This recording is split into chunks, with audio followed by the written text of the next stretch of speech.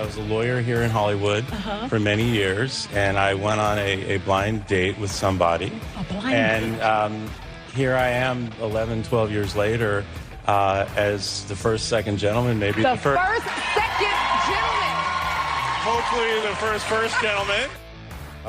He's the first second gentleman, hopefully the first gentleman. He's also the fifth bank. He's the fifth bank, which has always been kind of weird, but that's Doug Emhoff, and you think they're going to ask him about all that. He's now denied slapping that woman, making her spin around in circles, but she hasn't denied it. She's also a fancy lawyer, that Doug Emhoff.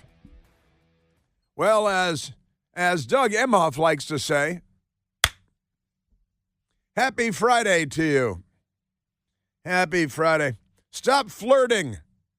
You'll get that again. Doug Emhoff. It's good to be a Democrat, isn't it? I see the Media Research Center, the wonderful Media Research Center and Newsbusters. They take a look at what the news media is reporting and what they're not reporting. As you know, the most insidious power the media has is the power to ignore. And so the media is ignoring the Doug Emhoff story because he's hoping to be the first gentleman. He's going to be the first gentleman, the first and one-of-a-kind first gentleman. And maybe we'll just have to change the title. It'll be the first something other than gentleman because, really, the gentlemen go and tap their kids' teachers and say, hey, you should be our nanny, and then impregnate the nanny and then pay for the disposal and then have them sign a non-disclosure agreement in exchange for about $80,000 to silence them. And then take your new girlfriend to Cannes, to the film festival. That sounds like a gentlemanly thing to do right off the bat, until you find yourself at a Harvey Weinstein party at the Cannes Film Festival, and while waiting in line for your Tesla, you smack the woman so hard that she went spinning around in circles. Will he go round in circles? But that's Doug Emhoff. He's the second gentleman, not yet the first. You couldn't be the first gentleman and behave like that, I think. He has, apparently I saw a report that he's now denied hitting the woman. But what happened to that believe the women thing? What happened to Pound Me Too? Remember when Democrats were all in the way of believing the women, and then suddenly they stopped because they lie all the time. That might have something to do with it. I don't think you can trust people that behave like that. What do you think about that? I think that's true. I think you can't trust them. Pretty remarkable stuff. So we've got that little bit of an update. We were sharing that news and information with you. And now there are more stories to tell out of the sordid, treacherous Kamala Harris household. It sounds awful, doesn't it? With you got that and the hey, just ignore that whole thing, and like the news media does, ignore that whole thing about the nanny and the baby, or not, as the case may be. And my date, he had been dating her for 3 months, brought her to the Cannes Film Festival. Sounds like a pretty good deal until things went south. Things went south in a terrible way. But when you're a Democrat, that's okay. You can be living in the vice president's residence. It's not a news story. Media Research Center found that, and I shared this with you yesterday because we were checking it out as well. And then the Media Research Center, they looked into it, and neither ABC, I'll go alphabetically, nor CBS, nor NBC, nor CNN, now I got to go to cable, it's not alphabetical anymore, MSNBC, there's no mention. They don't mention because, it's campaign time. It's almost election day, and they've got to clean up on aisle Democrat, aisle Emhoff.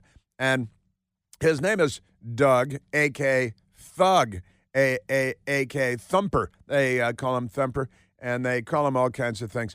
But they don't call him late for dinner because, that could lead to trouble. You could get in big trouble with Thug Emhoff, Thumper, and pretty amazing stuff. But did you see Kamala yesterday was very excited to announce, like she's Oprah Winfrey, hey, I'm sorry that your town was wiped out and is nowhere to be found, but we've got $750 for you. And when I saw this, I was reading it, and I thought, surely that's a typo.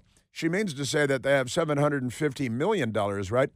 And no, it turns out what they're saying is if you are in the middle of this Hurricane Helene, which the Democrats created and caused, because they're in charge of the weather now, right? And they said they were going to fix the weather. And now, if it's not fixed, that's on them, right? Just like the gang warfare in Chicago between the local Chicago gangs and the Venezuelan gangs, Tren de Aragua, the TDA, and the Democrats set that up, right? But Kamala said, no, you get $750, really. If your house is wiped out, if all kinds of terrible things happen to you because Hurricane Helene, they've got $750 for you. Not $750,000, not $75,000, it might as well be $7.50. We've got, enough for a Subway sandwich. I'm not sure if that's even enough for a Subway sandwich anymore. We've got $7.50 for you. Oh, wait, no, that's a typo. We've got $750. But pay no attention. Amazing stuff. Now, just so far this year, we're about 10 months into the year. We've given $24.4 billion to Ukraine. But if you're in Western North Carolina, here's $750. Right? Israel has gotten $11.3 billion. But even better, they've got a lot of issues. They're fighting our enemies and the enemies of civilization, trying to get our hostages out, even though Joe Biden has never mentioned them. And Kamala Harris and the news media has never asked them about the American hostages being held by Hamas darn near a year later. Today is October 4th. If I'm not mistaken, it was October 7th of last year that the Americans were taken hostage. And has Joe Biden mentioned, has Kamala Harris mentioned them? Has any reporter asked Kamala Harris about the hostages? Or are they afraid they'll embarrass her again? Amazing stuff. So Ethiopia has gotten $1.95 billion from us. Ethiopia, because, they need some sandwiches. They definitely need some sandwiches. We're buying sandwiches in Ethiopia. Probably buying weapons is more likely the case because, Joe Biden and the military-industrial complex. Jordan has gotten $1.6 billion, but North Carolina, each person gets $750. Egypt has gotten $1.4 billion just this year, $1.4 billion this year. Afghanistan, the Taliban, we've given them $1.1 billion this year because they need a lot of sticks to beat the nice ladies with, don't they? And what else are they doing? They need rocks. Afghanistan needs rocks. Yeah, well, they're stoning women to death again. So they definitely need $1.1 billion of our money. Isn't that amazing? Well, we gave Ethiopia $1.95 billion this year. We've given Somalia $1.1 billion. Yemen has gotten they've gotten $1 billion, a nice round number. They've gotten Yemen. Now, that's where the Houthi rebels are. And we've given them $1 billion so far this year. But don't worry, Houthi rebels. The year is not out yet. There's more coming. In the Congo, is that the Democratic Republic of Congo? Because keep in mind, any country that has the word democratic in its name isn't. That is to say, isn't democratic. Why do you have the word democratic in Democratic Republic of Congo? Well, because we're democratic? Yeah, kind of like the Democratic Party is. Syria, where they kill their terrorists all over the place. We've given them $869 million. Isn't that great? And when you look at the illegal aliens in the United States, and the amount of money we've spent on illegal aliens, that comes out to $9,000 per illegal alien that has entered the U.S. But if you're in storm-ravaged North Carolina, $750 for you.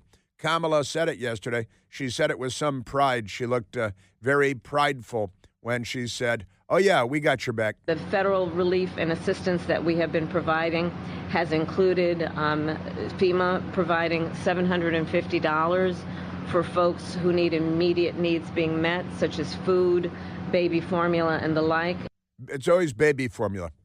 Well, maybe you should just move it. Like the DNC at the Democratic National Convention, they had an abortion truck. They brought an abortion truck in, and they were giving vasectomies. Can you imagine standing in line at the DNC to go into the back of a vehicle and get a vasectomy because the Democrat Party is giving them out for free?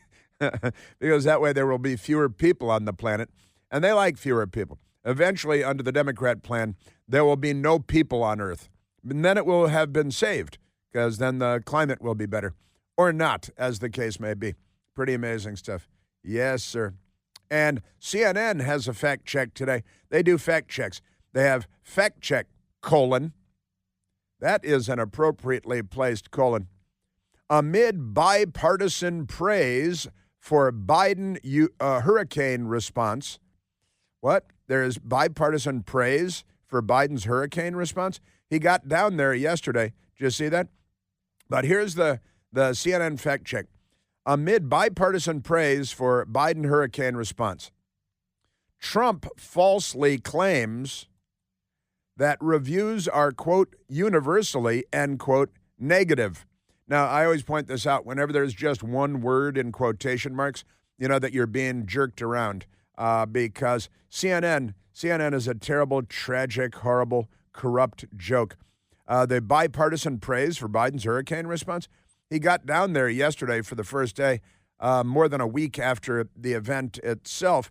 And Kamala, where's Kamala? She's playing Oprah. Everybody look under your seats. $750 for you and $750 for you. And they're fact-checking. They say President Trump, who said that reviews are, quote, universally, end quote, negative. Now, really? The only word in quotation marks is universally, and that's what you're fact-checking? Oh, no, they're not universally negative, because Adam Schiff said that the hurricane response has been really good, especially good. Just amazing. Man, oh, Manischewitz. I am telling you. That's CNN. CNN is a disgrace, my alma mater, an absolute embarrassment, not just to journalism, but to Western civilization itself. That's their fact check. No, it's been great. Now they're spinning it because the election day is coming up, and they've got to make sure that everyone has the wrong impression about everything.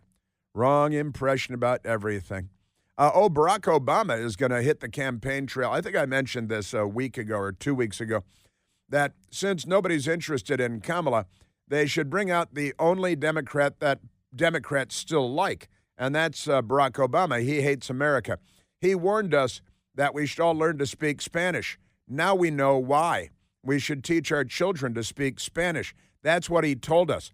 He also promised or threatened, depending on your perspective, the fundamental transformation of America, which is what Democrats voted to destroy the world, because they're not liberals, they're the left, aren't they? We are 5 days away from fundamentally transforming the United States of America. And the crowd goes wild. They all cheer. They can't get enough of it. Yeah, completely wreck the place. Let's turn it into a haven for Venezuelan prison gangs. And, don't lock your daughters up. Just let them go, because what are you going to do? Isn't that amazing? Yes, sir. And, by the way, Biden has lawyers and Obama has lawyers. And Obama's lawyers and Biden's lawyers have successfully blocked the release of Biden and Biden-Obama records until after the election. Now, this is kind of an amazing story. They'd be potentially damaging to Joe Biden, who's not running for president last time I looked. But who knows what's going to happen next? They might change it up on us again, huh? Remarkable stuff. Yeah, they're blocking the release of in the name of transparency. They're blocking the release of documents. Yes, sir. Yeah, and the networks, the Media Research Center and Newsbusters, the networks refuse to cover the possible Doug Emhoff bombshell claim that he slapped this woman who he was dating, wink, wink, at the Cannes Film Festival in France, Remarkable stuff. Who's done more media interviews? And I think you know the answer. Why does the media hate the people that maybe Republicans should stop doing interviews, and then the Democrats would want to give them a tongue bath? What do you think? Maybe. A bit of an update on Israel and the world. women in sports, ladies sports. Got a bit. And the port strike, of course, the port strike kind of ended, sort of ended. The shakedown, the gun to the head appears to have worked. And we are at 888-630-9625. We have this crazy congresswoman for you, too. She, with lunatic fake journalists. Oh, no, if Trump becomes president, the FBI is going to show up at your front door for a pre-dawn raid with a CNN camera crew in tow and drag you away to a gulag. Have you renewed your passport in case you have to flee the country? This is literally the discussion they're having at NBC News. But before we get to her, let's go to the telephones. Let's go to Jeff calling from Hagerstown, Maryland. Jeffrey, you're on the Chris Plant Show. Hey, good morning, Chris. You're talking about Emhoff earlier being the first, second, then he wants to be the first, or whatever. Have you ever noticed how the woke and the left, they just love a first? You got KJB in there. She's the first. Rachel Levin is certainly one of the first. And then you got, Kamala, she's the ultimate first. And it's like this monumental thing with them, how just like minuscule it is, but this whole thing about it, we did it first, or it's the first, is just, I don't know, man. What do you think? And Barack Obama, let's not forget Barack Obama, who's going to now hit the campaign trail for Kamala Harris because nobody's interested in her. They were the first people to fire on Fort Sumter and start the first Civil War, as it's now called. And, they were the first ones to fight for slavery, to protect slavery. They were the first ones to fight for decades to keep women from getting the vote, which the Democrat Party successfully did for a great many years, fighting against that. They're the first ones to do all kinds of stuff. Suicide attacks in the United States against police. There have been at least 5 of those perpetrated by the Democrats. I remember when the first Democrat self-immolated a couple of years ago on the steps of the Supreme Court. It was on Earth Day. I remember it well. And he was upset that people were putting smoke in the air, so he doused himself in gasoline and set himself on fire. That was the first. But there have been at least 3 more that have self-immolated. That's and they're all Democrats. One self-immolated outside President Trump's trial in New York. Was that the non-disclosure agreement trial? Was it that one? Because, Doug Emhoff, he got a non-disclosure agreement for the nanny that he knocked up. See what I'm saying?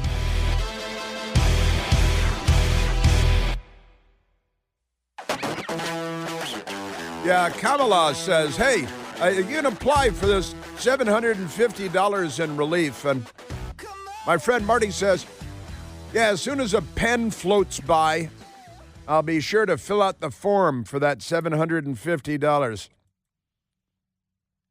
Anybody see a pen? Pretty amazing stuff. Crazy, man, crazy. I want to get to this Congresswoman of lunacy and also Joe Biden last night. You see Joe Biden completely confused. He went down and visited the flood-ravaged area yesterday and for the presidential photo op, and he came home and a reporter asked him on the south lawn of the White House, "Hey, what about that flood zone?" And he said, "What flood zone?" Because his brain, she's a no good. That brain of his. That's a no good. All right, let's go back to the phones, Michael. Before we get to Congressman Crazy Woman and MSDNC, the Congresswoman's crazy, but the fake anchor, known as the fanker, she asked the dumbest question, but, it's MSDNC. I'll get to that in a minute, too. But right now, let's go. We've been talking about Doug Emhoff, known as Thug Emhoff, and not a nice man, not a good man. But when you're a Democrat, that's okay. It's like, Bill Clinton had that White House internship program so the kids could learn about how Washington works. And boy, did they. All right, but let's go to Heck calling from Bethesda, Maryland. Hack, you're on the Chris Plant Show. Chris, every day you got me busting a gut here. Whatever they pay you is not enough anyway. Well, you're right about that. What are we going to call Doug Emhoff? I'm thinking either first Mac Daddy or first player. Okay. First Mac Daddy, first player. Yeah. Do you know the difference between Doug Emhoff and Hunter Biden? What is the difference, Hack, between Doug Emhoff and Hunter Biden? Hunter Biden doesn't leave visible bruises. Oh, well, that's true. I said that last night. I said, well, Kamala showed up when she showed up down at the flood zone and offered a really lame soundbite. I said, now every time she shows up in public, we're going to have to check her for welts and bruises and things because we know who she lives with now. Now we know more about the guy that she lives with. So now we should all be concerned about her safety now that we know more about her loving husband. It might explain her, Michael, what's their Kamala's stepdaughter and Doug Emhoff's daughter, she's got scurvy or something. Doesn't she have scurvy? And she apparently she thinks treatment for scurvy is tattoos. Ella Emhoff, yeah, and she's a highfalutin fashion model somewhere. I don't know, at the Bergen-Belsen school, something like that. Completely crazy. But Doug, you called in and you were talking to Jasmine, and you said because this surfaced yesterday. I actually had it yesterday, and we almost said it before the end of the radio show yesterday, but I didn't. But you called in talking to Jasmine. You said that there's about Doug Emhoff. What'd you say? I didn't want to take your joke because it was up on the big board. But about Doug Emhoff, you had something you wanted to say. You've forgotten it. Yeah, you've forgotten it, haven't you? No, you kept saying Doug. Oh, okay, you are. Oh, so for Doug, if he's not knocking him up, he's knocking him out. See, if he's not knocking him up, he's knocking him out. That's right. Knock him up, knocking him up, knocking him down. He's knocking up the nanny. That's the new masculinity. It is. It's the new masculinity. Hey, wait a minute. Masculinity can be toxic if you're hanging out with Doug Emhoff. But I got to tell you, he said yesterday, somebody put out a tweet saying Doug Emhoff denies smacking that woman real hard at the Cannes Film Festival in front of everybody and all the witnesses. Smacked her enough, just enough. It is truly amazing what the Democrats get away with. And, Hack, the reason they get away with it is because the news media, such as it is so profoundly corrupt. This would be a gigantic story if he just had an R after his name instead of a D. It would be a huge story. And they wouldn't accept, they'd reignite Pound Me Too, the whole Pound Me Too movement, which the Democrats created because they wanted to lynch a Trump nominee to the Supreme Court, right? That's what that was all about. And there was no supporting evidence of any kind. There weren't three witnesses. There are three witnesses to the Doug Emhoff smacking the woman who's still anonymous thus far at the Cannes Film Festival. And they've got the names of the witnesses, and they're friends of the lady that was smacked. And when it comes to Brett Kavanaugh, everybody that was at the party said nothing happened, nothing like that happened, or she wasn't even there, and she doesn't know what year it was, and she couldn't remember whose house it was at, and her own family didn't back her up, and there was nothing whatsoever to support the Brett Kavanaugh accusation by that crazy woman who has to have two front doors in her house, otherwise she has panic attacks or something, and she won't fly in airplanes unless you send a private jet for her, then she's happy to fly in airplanes. So they had nothing to support that. There's plenty to support this Doug Emhoff story, and the news media just buries it. And remember what they did with the Brett Kavanaugh phony baloney accuser. They had congressional hearings, and as I said yesterday, Hack, I really think that the Republicans should open up an investigation, a congressional investigation into the behavior of Doug Emhoff, who thinks he's going to become the first gentleman.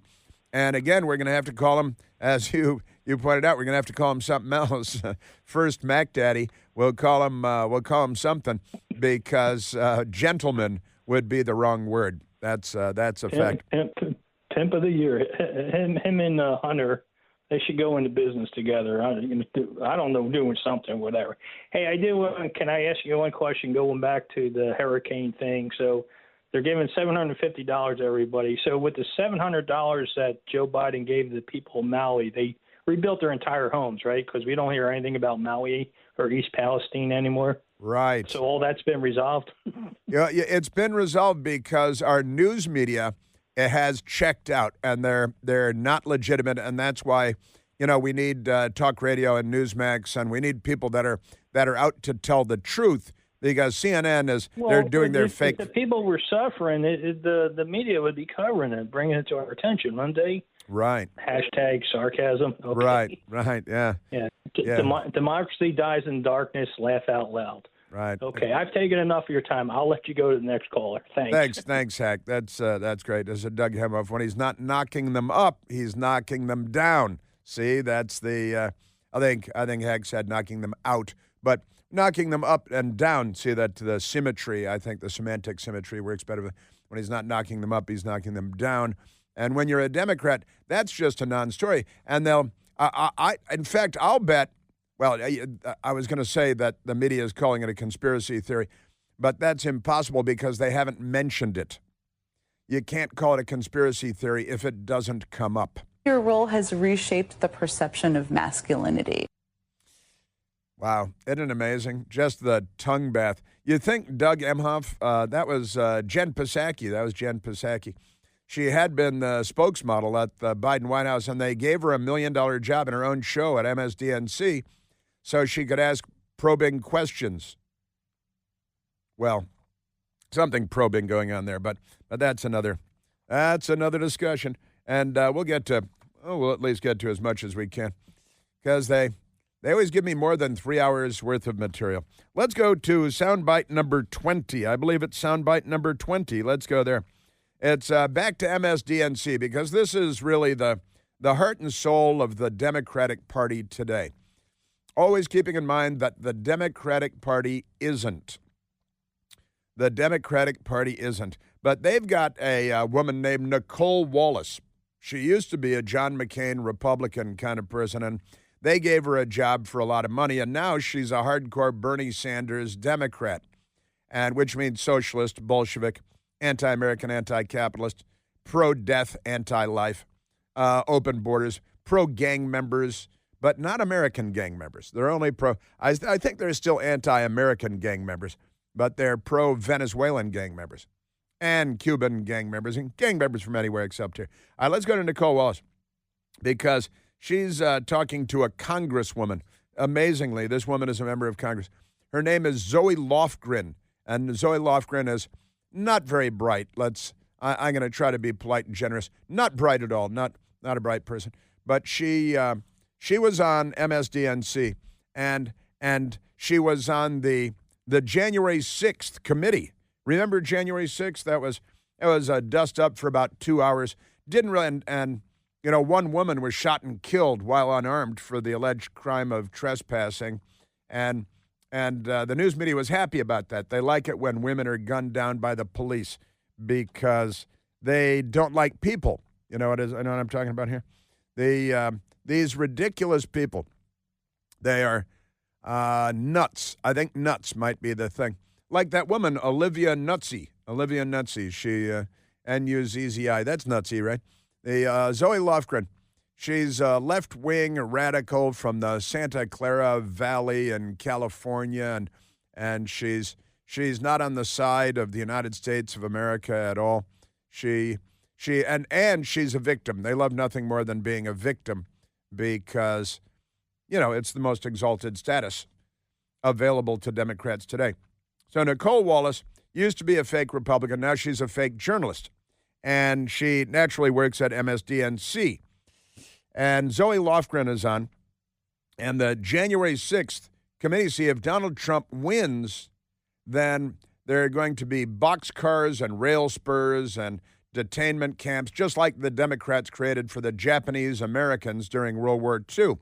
And a lot of American citizens caught up in Franklin Delano Roosevelt's sweep up of Japanese and Japanese Americans.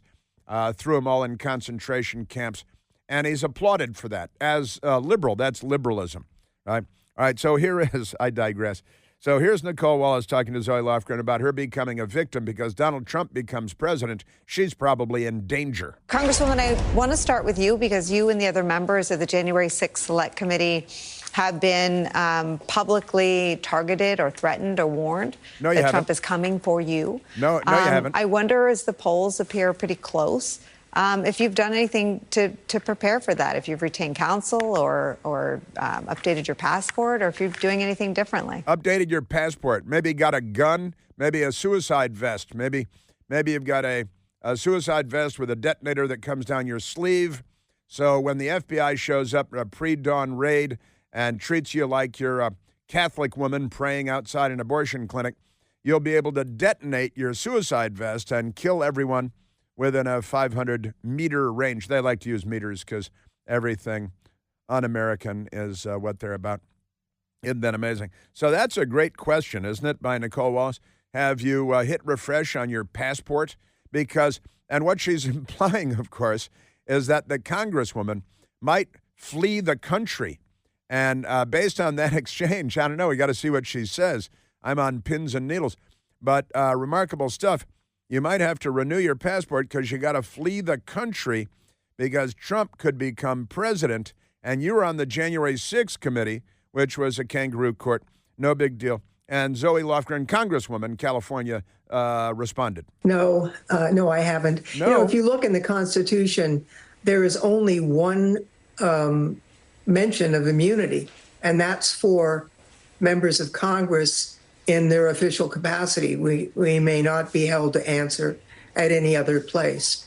But wait a minute. Isn't the president immune for in legal cases where he's acting in an official capacity? Because Zoe Lofgren doesn't follow the news, and that's not surprising, and neither does Nicole Wallace because she's an anchor woman at MSDNC. It went on. So assuming under a second Trump administration that there would still be a court system and the rule of law, which may not be a valid assumption, there's no way that the members of the January 6th committee could be held to account in any other place for our work on that committee. Oh, yeah? You just wait and see.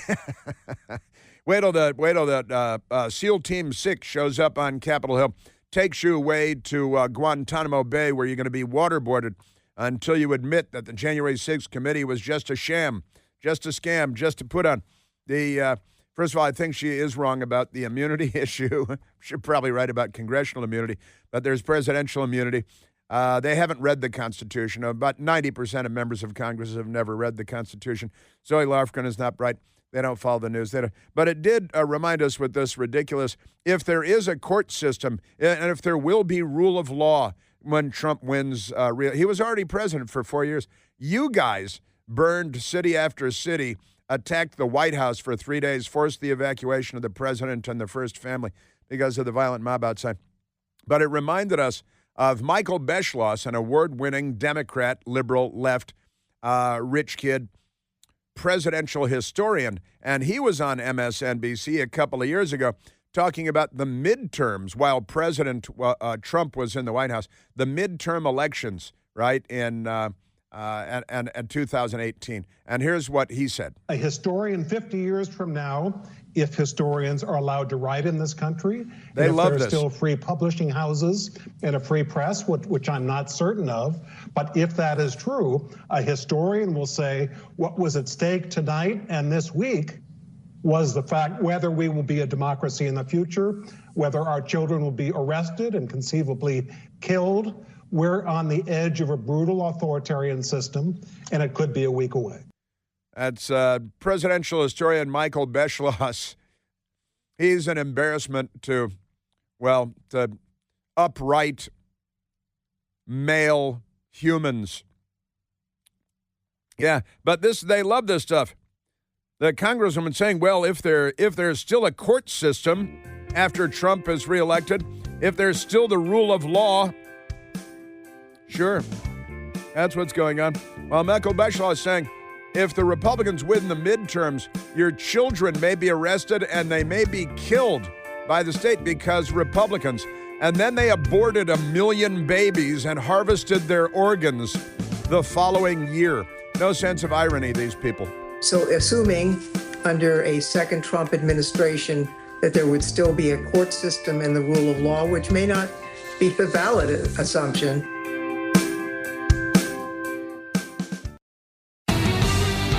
What was at stake tonight and this week was the fact whether we will be a democracy in the future, whether our children will be arrested and conceivably killed. Probably killed. I'd just skip the arrest part, wouldn't you? Bring in the helicopter gunships, the AC-130 gunships, and light it up. Also, was Nicole Wallace in recommending that Congresswoman Zoe Lofgren, is you getting your passport in order? Sounds like Nicole Wallace is recommending that the Congresswoman break the law by fleeing the country while she's under legal threat, right? Legal jeopardy. Get your passport ready, flee the country. These are differently abled people, aren't they?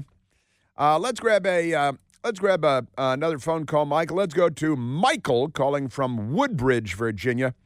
Miguel, you're on the Chris Plant Show. Chris, I have to take you to task. I think you're missing one here. Uh-oh. Michael Beschloss was 100% correct.